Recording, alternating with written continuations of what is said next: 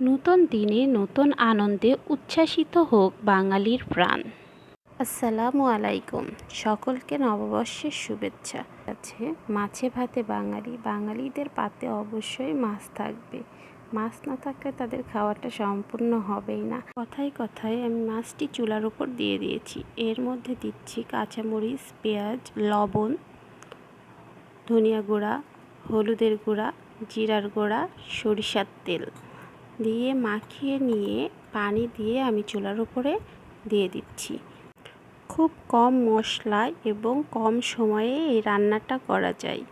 ইলিশ মাছ তো অনেকে অনেকভাবে খেয়ে থাকে। কেউ ভেজে খায়, কেউ রান্না করে খায় তরকারি, কেউ খায় ভাপা ইলিশ করে, অনেকে অনেকভাবে। এভাবে কে কয়জন খেয়েছে জানি না। এটা জাল দেওয়া ইলিশ মাছ। আসলে আগুন আর পানি দেওয়া হয়ে যায়, এটাতে স্বাদ বাড়ানোর জন্য কিছু মশলা অ্যাড করা হয়েছে। অল্প সময়ের মধ্যেই আমার মাছ রান্না হয়ে গেছে। এখন আমি ভর্তা করব। প্রথমে আমি মসুরের ডাউল ভর্তা করলাম এবং তারপরে আলু ভর্তা করব। মসুরের ডাউল ভর্তা এবং আলু ভর্তা দুটোই আমার হয়ে গেছে। দুইটা ভর্তা এবং ইলিশ মাছ রান্নাটা দিয়ে আজকে আমরা পান্তা ইলিশ খাবো। খাওয়ার দাওয়ার নিয়ে আমরা ছাদে এসেছি। ছাদে এসে একটি মাদুর বিছিয়ে এখন আমরা সেই রান্না করা খাবারগুলো খাবো। এসে দেখি ছাদেও সূর্যি মামা গাছের আড়াল দিয়ে উঁকি দিচ্ছে। এরপরে আমরা বসে পড়লাম খাওয়ার জন্য। গাইজ, আপনারাও সবাই বসে পড়ুন আমাদের সঙ্গে খাওয়ার জন্য। আজ এই পর্যন্তই। সকলে ভালো থাকবেন আর আমার জন্য দোয়া করবেন।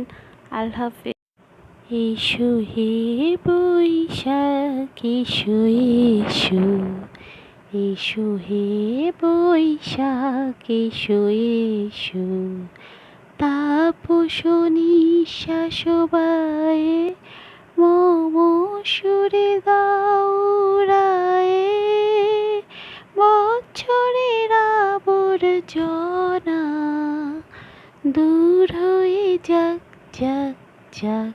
এসো এসো, এসো হে বৈশাখ এসো।